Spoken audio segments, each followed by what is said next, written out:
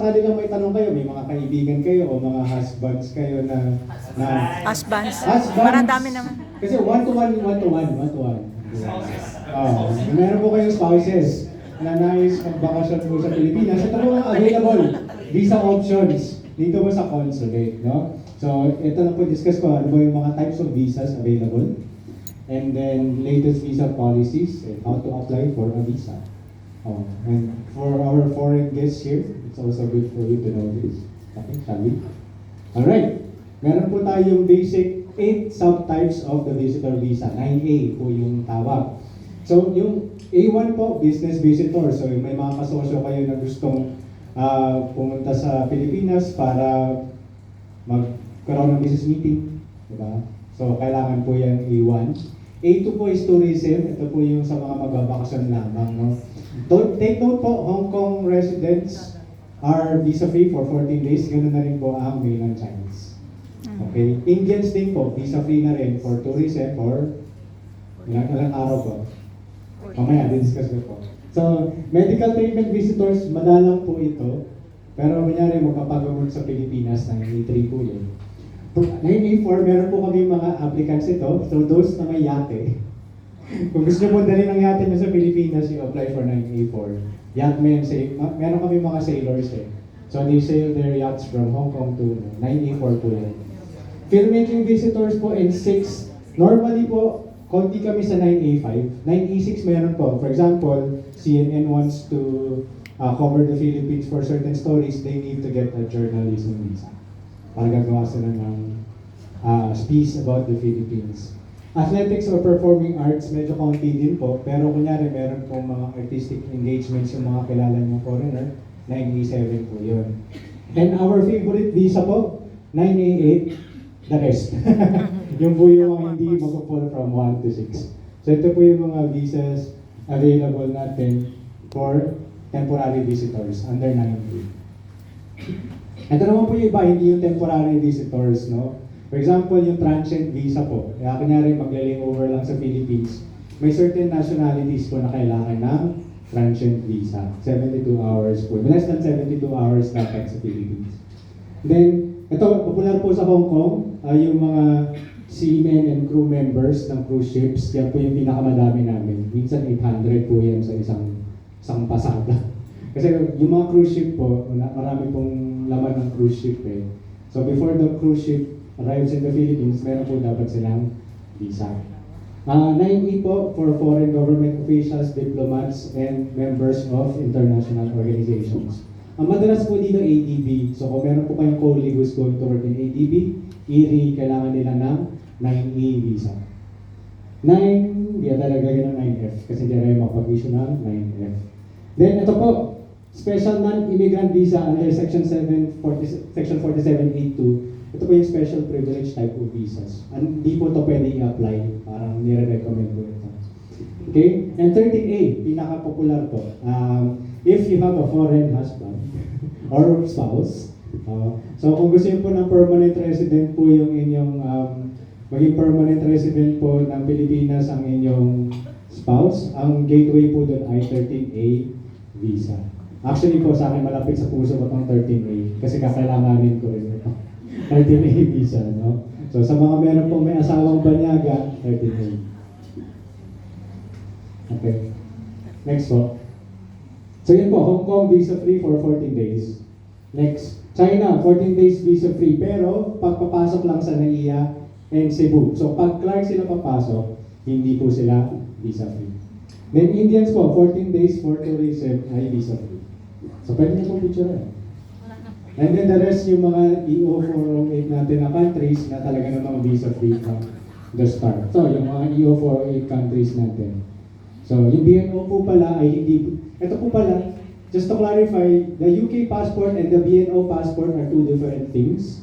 Ang visa free po ay yung UK passport. The BNO passport is only visa free for 7 days. Okay? Yung 30 days na visa free po ay yung UK passport. Okay? How to apply for a visa? May kaiba lang po kapag tourism po, i-apply na po siya for VFS. Pag 9A2. Pero the rest po sa consulate pa rin. May DFS na po pala tayo. Alam niyo po yung DFS? So may nakagamit na po ng DFS. Pag ang application po is tourist visa, sa VFS na po ina-apply.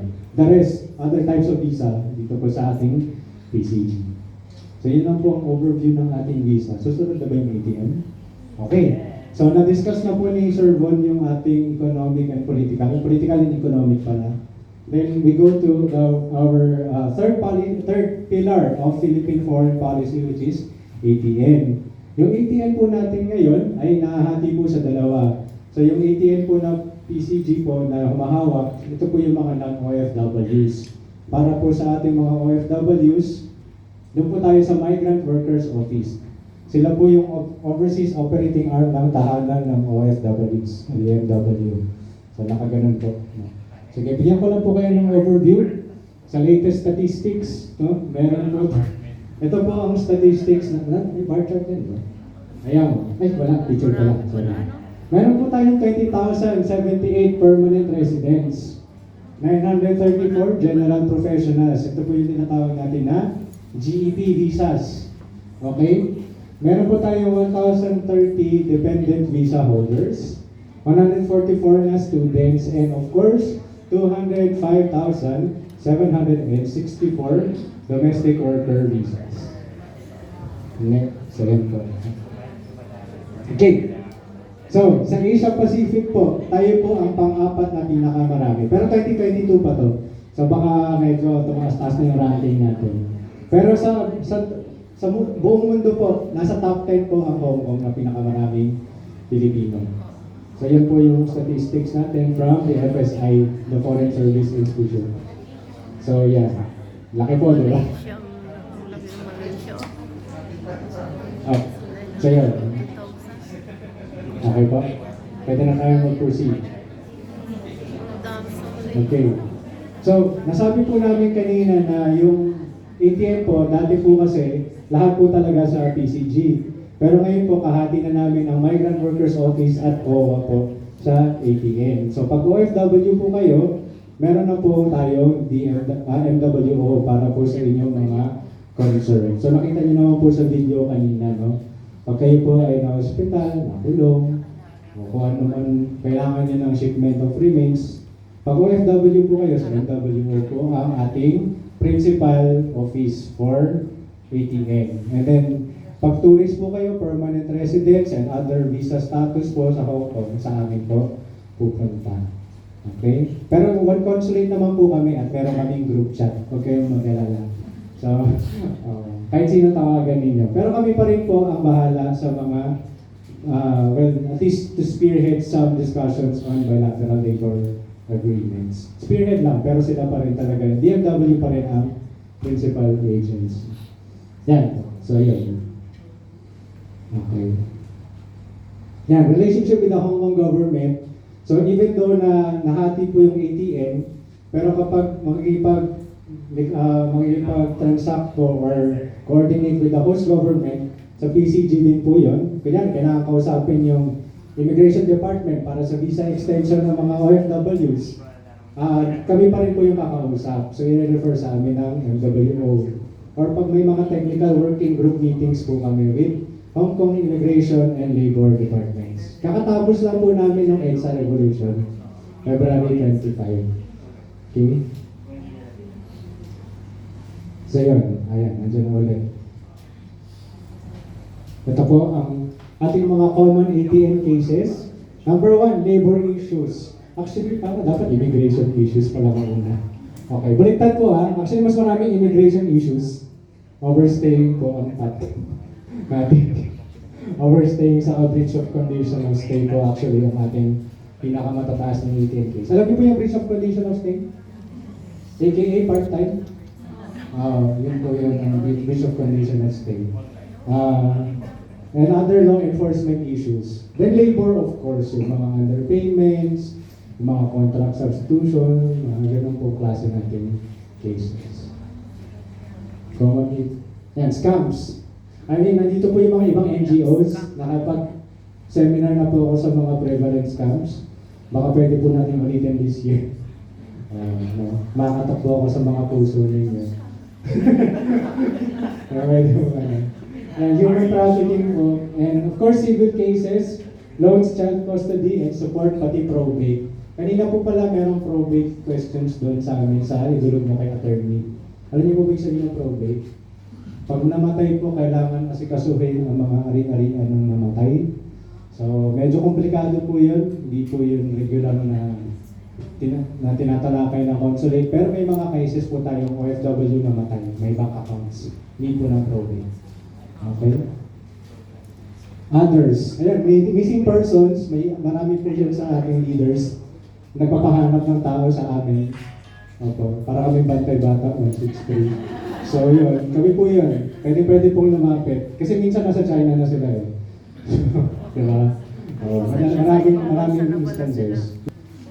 So, yan ako lang po, kasama din po sa aming layunin ang coordination ng NGOs, civil society, sa PCG para po mapalakas ang aming ATM. Kami po, 14 lang po ang talagang nasa operations ng ATM.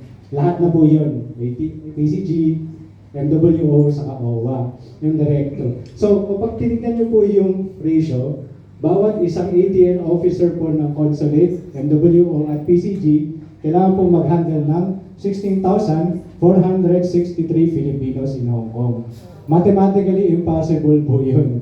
Kasi kahit pwede kami matulog, hindi namin kaya. So, paano po natin gagawin ito at pagtutulungan? So, next. Yan, to even the odds, kailangan po namin makipag-unayan sa civil society. NGOs po, yan, makakat na naman ako sa puso ng mga NGOs. Tulungan po tayo. So yan, marami po kami mga kinakausap na NGOs. Pati ibang consulate, Indonesian consulate, may informal network kami sa kanila. Minsan po kasi napaglilito ng police kung Pilipino ba o Indonesian yung involved. So minsan i-text ko yung labor consul ng Indonesia. Sa inyo ba to? Sa amin ba? So kaya ganun din po. Okay? And of course, may yung mga programa po namin na sama-sama, tulad po ng PAOS, alam niyo po yung PAOS?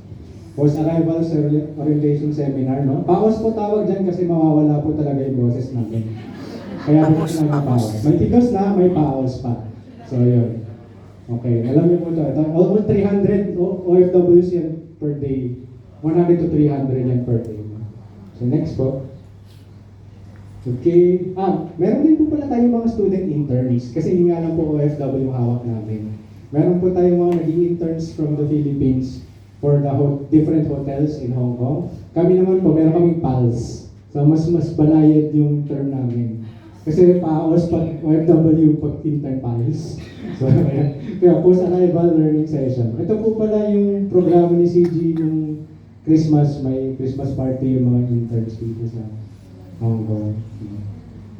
At ito po, ongoing sa kabila, kung may time po kayo, idulog mo kay attorney, free legal consultation on Philippine and Hong Kong laws. Pag may tanong kayo kay attorney, pakidulog na lang po kay attorney. Nasa kabilang rooms lang po sila. May pang Philippines, may pang Hong Kong. Kayo maganda. Kompleto po yung ating treatment. And that's it. Salamat po sa pakikinig. Thank you very much. Next, we call on Vice PNP Pahe.